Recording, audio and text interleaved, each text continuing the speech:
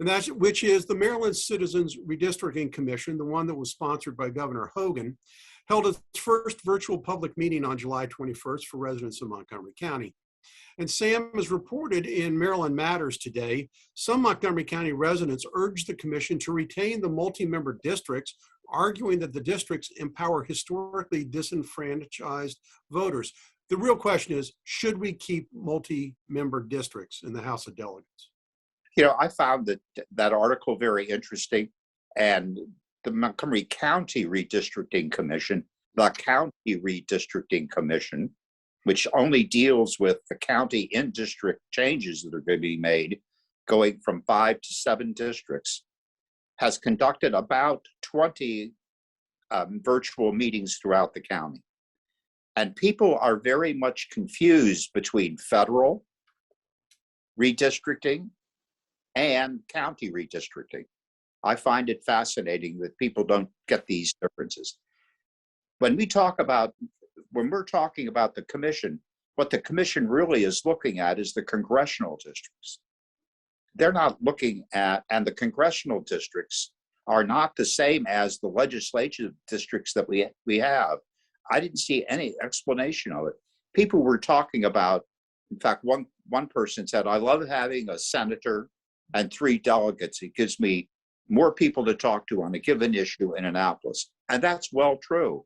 But the question is do we need to have 3 people representing Montgomery County in Congress? And currently, you know, the average is about 713,000 citizens per congressman. Montgomery County's population is going to grow to about 1,100,000, give or take. And right now we have 3 congressmen representing that area. So I think what will happen is we will go back to 2 congressional representatives, because in the end, the legislature is going to draw a different map. And their goal is to get rid of Andy Harris in District 1.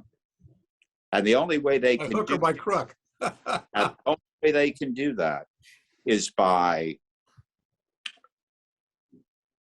expanding out more Democrats in District 1, which means a reduction of Democrats in the other district. That's what the goal is. Well, I also feel that gerrymandering is terrible.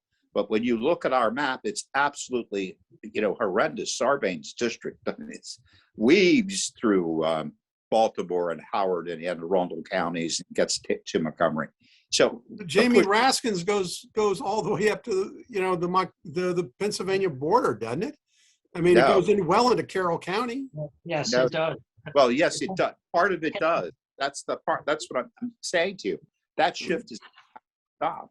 I mean, I don't think Jamie Raskin, you know, represents the people of Potomac, let alone the people of Carroll County. But Mark, I want to let you weigh in on this, because in that same article in Maryland Matters, they were talking about the fact that single districts, and I'm only talking about the General Assembly here, and I'm not talking about the congressional races, the single districts would allow people new entrants into the marketplace, into the election process, and would provide better representation. Well, I read that too, and I found it fascinating. Frankly, I think trying to address what is really the fundamental, one of the flaws in the whole district redistricting process in Maryland. There is not a single case that I am aware of. There are multiple cases where under the Voting Rights Act, where efforts to break up discriminatory electoral processes, these multi-candidate districts were broken up. So because it was a tool that was used for sort of majority white areas to prevent African Americans from having a district. And so the Department of Justice came in and broke them up. There's not a single case that went in the other direction.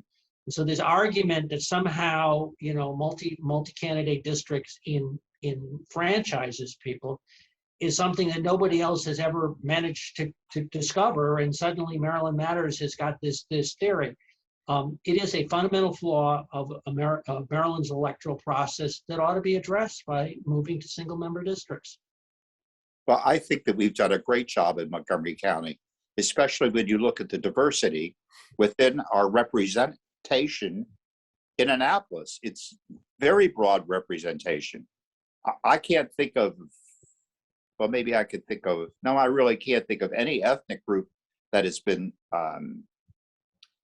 prohibited from running for office that haven't gotten elected to office, including, a pretty good female contingency.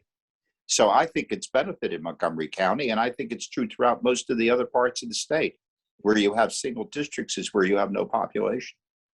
Well, we got to wrap up and go to break. But Sam, in response to your question about the Montgomery County effort at redistricting, the chairman of the Redistricting Commission, Mariana Correa, is going to be on the show next week to talk about her efforts and the efforts that you are engaged in as well on the Montgomery County redistricting from 9 districts to 11. When we come back from this short break, stay tuned for Parting Shots.